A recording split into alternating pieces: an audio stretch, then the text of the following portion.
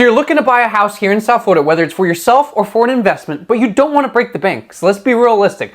West Palm, Fort Lauderdale, and Miami are a little bit more expensive. So you're looking for a place where you can get the best deal.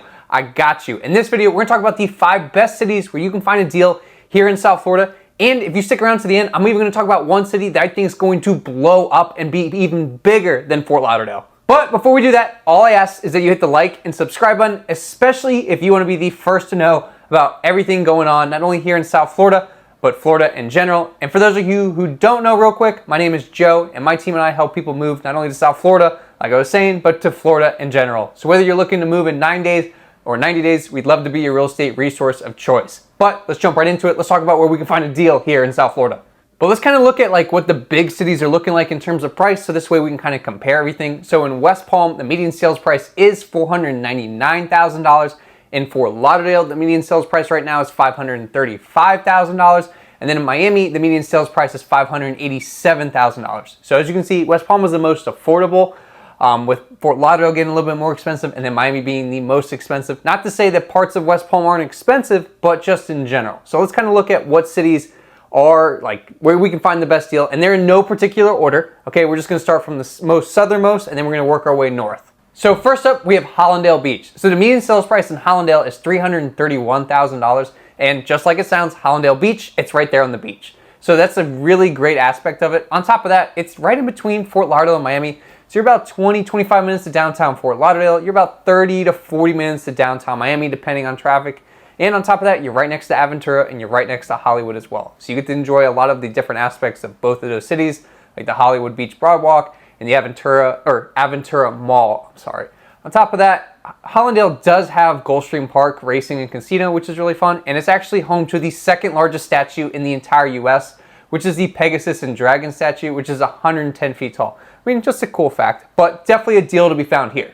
Next up is Hollywood. So the median sales price in Hollywood is $460,000, and Hollywood kind of has two sides to it. So there's a Hollywood that's kind of on the beach and everything on that side, and pretty much everything east of Federal. And then there's Hollywood that's everything west of Federal. So there's kind of a nice mix. It is known for its beaches, its parks, shopping, and dining. You obviously have to go check out the Hollywood Boardwalk, a key factor and pretty much a huge thing to do in Hollywood in general. On top of that, they are home to the Hollywood Hard Rock Hotel and Casino, the Guitar Hotel. A lot of people think it's in Miami, but it's actually in Hollywood.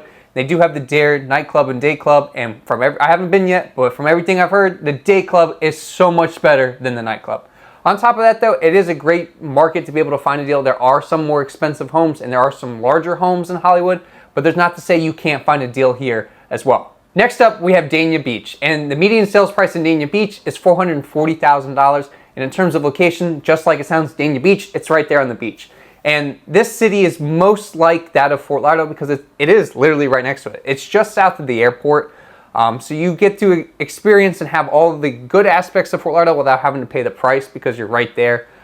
A lot of Dania Beach is being developed as well. There's a ton of money going into it. While Dania still has kind of that small town, a little bit more slower pace of life feel, especially when you go to the beach. You can tell that it's a little bit more quaint and kind of reserved from that of like neighboring beaches like Hollywood Beach and Fort Lauderdale Beach. On top of that, there is a lot of multifamily options here as well. So if you're looking to house hack, Dania Beach might be the spot for you. Okay, so we're just working our way up north. The next city on our list is Coconut Creek, Florida. So the median sales price in Coconut Creek is $305,000. So definitely on the lower end of some of the other areas that we've been looking at. And Coconut Creek's in a clutch location. You have 95, the Turnpike, and the Sawgrass all right there, while being just south of like the Boca area and Boca and Parkland. And then you're just west of that of like Deerfield Beach, Lighthouse Point, Pompano. So you're not too far from like Fort Lauderdale. You're probably about 20-25 minutes depending on traffic. So that's a really nice aspect of it. And oddly enough, Coconut Creek is the butterfly capital of the world. So there's plenty of shopping, dining. It's a lot more suburban type feel than some of these other cities on the list, but it is a little further out west. You're not on the beach and you're not on the water. However, you do have everything you can imagine right there, and it's easy to get around. So that's a really, really great aspect of Coconut Creek. And last but not least, we have Deerfield Beach, Florida. So like it sounds like some of the other beach cities that we've talked about, it's right there on the beach, and it's the most northern part of Broward County. So it's literally just south of Boca, but north of Pompano. And it's kind of a nice mix. So like people who don't want to pay the Lighthouse Point prices kind of go into Deerfield because it's a lot more affordable. And some of the key things to go and do in Deerfield Beach are obviously the beach, but you also have like that whole area over near the beach. So like one thing you have to definitely check out is the whale's rib. That's great food. I mean, there's a ton of stuff over there. All the locals kind of stay north of the pier, and there's a lot of volleyball that goes on. You can eat right there on the beach. On top of that, Deerfield does have kind of an east and west side to it too, very similar to that of Hollywood, I would say. So everything east of Federal is like the East Deerfield area, and then everything west of Federal is the West Deerfield area. So the West Deerfield is a little bit more suburban, while the East is definitely more beach-centric. Not to say that you can't find a deal in either one of them, you definitely can, as well as some possibilities for house hacks as well.